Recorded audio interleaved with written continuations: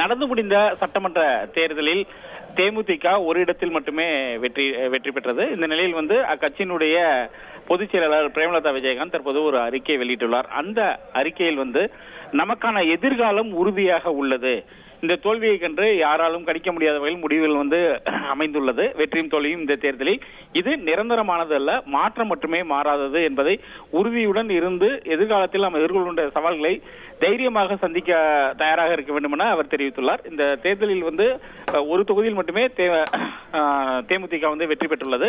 அதில் தற்பொழுது அவர் வெளியிட்டுள்ள மதச்சார்பற்ற வெற்றி கூட்டணி சார்பாக போட்டியிட்டு வெற்றி பெற்ற அனைத்து வேட்பாளர்களுக்கும் தேமுதிக சார்பாக வாழ்த்துக்களை தெரிவித்துக் கொள்வதாக தெரிவித்துள்ளார். மேலும் தேர்தல் காலத்தில் கூட்டணி தர்மத்தை மதித்து மிகச்சிறப்பாக பணியாற்றிய அனைவருக்கும் பாராட்டுகள், தோல்வியுற்ற வேட்பாளர்கள் யாரும் மனம் தளராமல் இருக்க வேண்டும், நமக்கான எதிர்காலம் உறுதியாக உள்ளது என அவர் தெரிவித்துள்ளார்.